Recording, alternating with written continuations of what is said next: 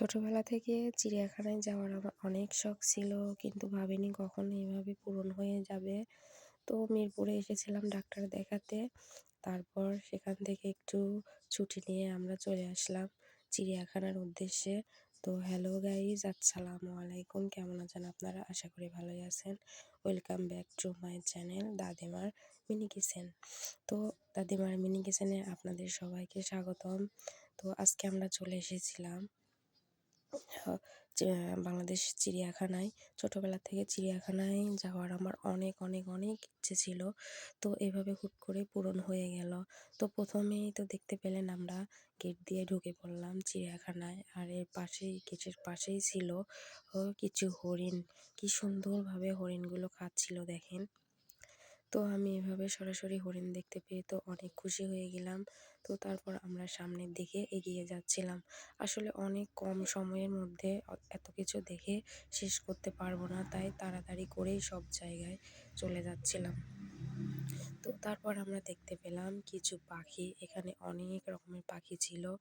আর এই সময় আমি বাচ্চাদেরকে অনেক মিস করতেছিলাম, কারণ বাচ্চারা থাকলে এই সময় আরো বেশি অনেক আনন্দ পেত। আর এটা বাচ্চাদের দেখারই একটা জিনিস। ছোটবেলার স্বপ্ন আমি বড়কালে পূরণ করলাম। তো একদিন ভাবছি বাচ্চাদেরকে নিয়ে আবার এখানে যাব। তো আমরা আবার অন্য কিছু দেখার উদ্দেশ্যে হাঁটাহাঁটি করলাম। আর আসলে এত বড় প্লেস যে ঘুরে শেষ করা যাবে না। তো আমরা চারিদিকে হাঁটছিলাম আর দেখছিলাম অনেক গাছও আছে এখানে। সব ধরনের ফলের গাছই আছে। আর ছোটবেলায় যে বইতে পড়তাম ভোঁদর, তাই না দেখে ভোঁদর নাচে, আর সেই ভোঁদর সত্যিই দেখতে পেলাম এখানে নাচানাচি করছে পানির মাঝে। ভোঁদরগুলা কি সুন্দরভাবে যে খেলছে। আর এখানে ওদেরকে কিছু দেওয়া হলে ওরা সেগুলা খাচ্ছে। তবে এখানে কোনো কিছু দেওয়া নিষেধ। আর এই সেই জলহস্তী না কি বলে, এটা এটা অনেক অসুস্থ ছিল। এর সারা গায়ে অনেক কাটা দাগ ছিল।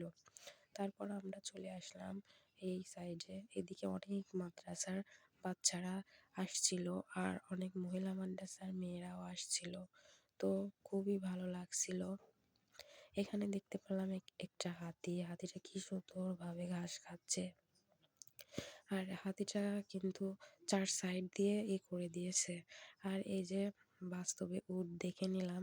উটটা কিন্তু অনেক সুন্দরভাবে দাঁড়িয়ে আছে, কোনো নড়াচড়া করছে না। সে একদম স্ট্যাচু হয়েছিল। এই যে একটুখানি মাথাটা উঁচা করে নিল। তো খুব ভালোই লাগছিল। তবুও শুধু বারবার বাচ্চাদেরকে মিস করতেছিলাম। তো উট দেখার পরে আমরা চলে আসলাম। আর উট আর হাতি কিন্তু পাশাপাশিই ছিল। তো আমরা দেখে নিলাম হাতিকে আবারও। তো তারপর আমরা এইখানে দেখতে পেলাম জেব্রা। এটাকে জেব্রাই তো বলে, হ্যাঁ, জেব্রাগুলোও খাচ্ছিল। তারপর বাস্তবে দেখে নিলাম গাধা।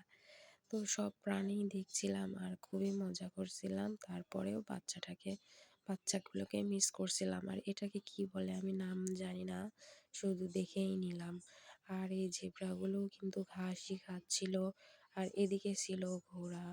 ঘোড়াগুলো সুন্দরভাবে ঘাস খেয়ে নিচ্ছিল। তো চারপাশের মনোরম পরিবেশ কিন্তু আসলে মনোমুগ্ধকর। তারপর আমরা চলে গেলাম এখানে জিরাফ দেখতে।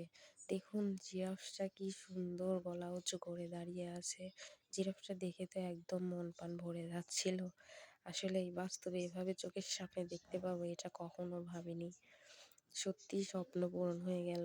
শুধু টিভিতেই দেখছিলাম আর বইতেই ছবি দেখছিলাম, সেটা সরাসরি দেখে নিলাম। তারপর এখানে এই ছিল হচ্ছে ময়ূর। ময়ূরগুলা কিন্তু অনেক সুন্দর, কিন্তু আমি ভাবছিলাম একটু যদি পাখা মিলতো। আমি কখনো বাস্তবে ময়ূরের পাখা মেলানো দেখিনি। তবে দুঃখের বিষয় হচ্ছে ময়ূরগুলা পাখা মিলল না। তারপর আমরা চলে আসলাম। এগুলাকে কি পাখি বলে, উট পাখি না কি পাখি জানি না। এগুলো কিন্তু অনেক সুন্দর এদিকে হাঁটছিল। তারপর আমরা চলে গেলাম সামনের দিকে। তো এত সুন্দর মনোমুগ্ধকর পরিবেশ। আসলেই ঢাকা শহরে এরকম খোলামেলা একটু পরিবেশ দরকার আছে। এত ঘনবসতির মাঝে বাচ্চারা একটু আরাম পায়। আর এখানে ভাল্লুকটা দেখুন আসলে কিভাবে যে শুয়ে আছে, অ্যাক্টিং করছে। আর তার পাশেই ছিল সিংহ। সিংহগুলা কিন্তু ঘুমাচ্ছিল। আর এখানে সিংহকে ঢিল ছোড়া নিষেধ ছিল। তারপরে এই যে ভাল্লুকটা উঠে পড়ছে, দেখুন কেমন করছে। আমরা তো দেখে অনেক মজা পাইছি। আর শুধু মজাই না, বাচ্চাদেরকে এর মাঝে মিসও করতেছিলাম আর ওদেরকে ভিডিও কলে দেখাচ্ছিলাম। তো তারপর এখন সব কিছু ঘোরাঘুরি করে দেখে নিয়ে বাসায় যাওয়ার পালা। তো ভাবছি যে আর ওই পাশে কিছু দেখতে দেখতে এখন বাসায় চলে যাব। তো চারিদিকের মানে এত সুন্দর পরিবেশ রেখে বাসায় চলে আসতে ইচ্ছা করছিল না। তারপরে মনে করেন যে দেখতেছিলাম, আর এদিকে অনেকেই আসছিল আর অনেকেও বের হয়ে যাচ্ছিল, সন্ধ্যা ঘনিয়ে আসতেছিল, তাই তাড়াতাড়ি করে আমরা দেখে চলে আসছিলাম। তো এত সুন্দর পরিবেশ, ভাবছি বাচ্চাদেরকে আরেকদিন নিয়ে যাব। ভোলার মতো না, সত্যি স্মৃতির পাতায় রয়ে গেল। কখনোই ভাবিনি আমার এভাবে চোখের সামনে চিড়িয়াখানা দেখা হবে। তবে আমাদের জন্য এটা অসাধ্যকর, কারণ ঢাকায় আমাদের সহজে যাওয়াও হয় না আর এটা দেখাও হয় না। তবে যারা ঢাকার মাঝে আছেন তারা তো প্রতি সপ্তাহে এখানে যেতে পারেন। তো আলহামদুলিল্লাহ আমিও চলে গেলাম অবশেষে চিড়িয়াখানায়। এখন বাচ্চাদেরকে নিয়ে আরেকদিন যাব। আজকের মতো এতটুকুই। আল্লাহ হাফিজ সবাইকে। সবাই ভালো থাকবেন আর আমাদের জন্য দোয়া করবেন। আপনাদের জন্য অনেক অনেক দোয়া রইল।